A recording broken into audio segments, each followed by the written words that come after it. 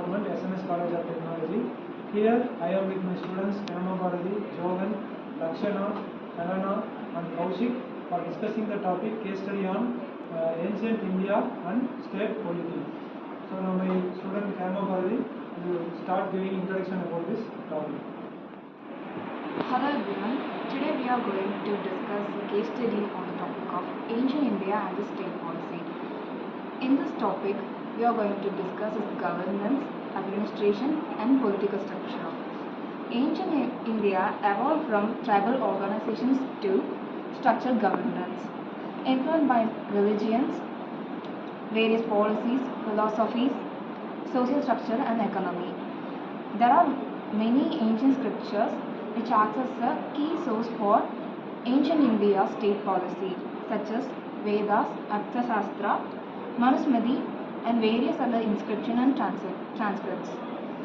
Now let us talk about the evolution theories which talk about the ancient India's state policies development.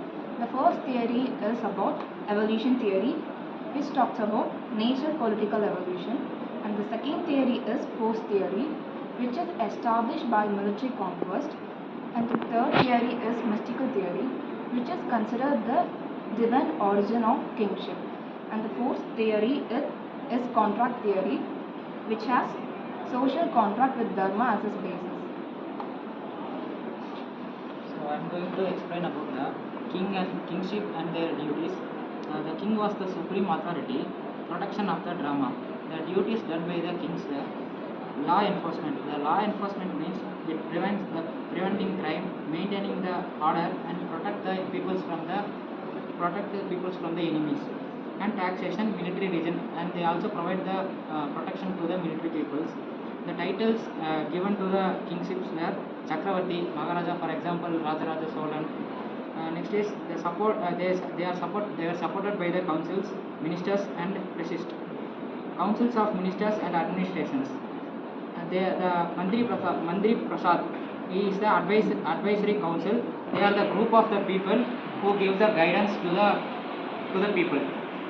Next is Amatya, he is a chief minister. He was a governance head. And next is Senadipati, he was the military commander. And last is Dandapala, he was a law enforcement, giving the protection to the people, preventing the crime, maintaining the order from the chief, maintaining the order from the king, and protect the people from the enemies. Thank you. Hello all, I am going to talk about the 7 limbs of the states. It is also called as Satkanda, and the first one is king. He is also referred as Swami, and he is the authority of the kingdom. And the second one is Amatya. He is the minister. He is responsible for the administration. And the third one is Janapata. Janapata refers to the territory. It defines the state or the people of the kingdom. And the third one is Durga, the fortress. It is used for the defense purpose. And the fifth one is Kosha, it's treasury. It deals with the economy of the king. And the sixth one is Danda, the army, the soldiers who fought for the kingdom. And the last one is Mitra, it refers as allies, and it relates with the diplomacy. Hello all, I am going to talk about the 4 aims of life, which is called Purusartha, which includes 4, which are Dharma, Artha, Desire and Moksha. Dharma defines the moral duty of life, whereas Artha defines the economic prosperity, and Desire defines the emotional fulfillment, and Moksha defines the spiritual liberation.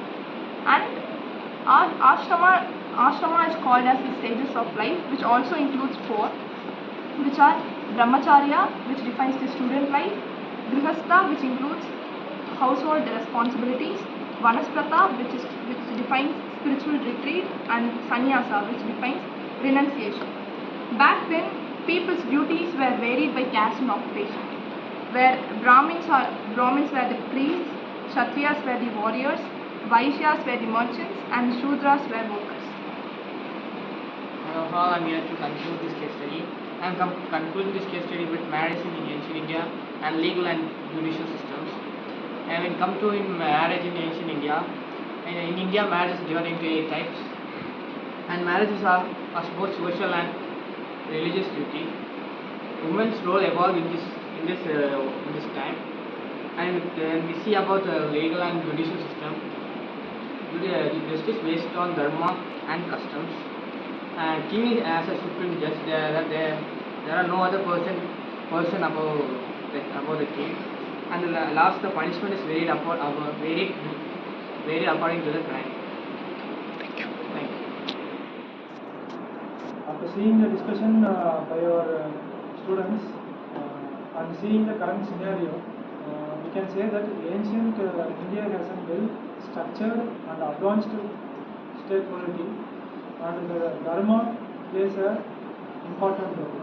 So the scripts related to this are as said by my students, Artha Shastra, Dharma Shastra, and Manusmriti are the scripts where we identified those Indian state polity, and finally these principles followed by ancient Indian for state polity are much influencing the current governments also. Thank you. We can see in the next video.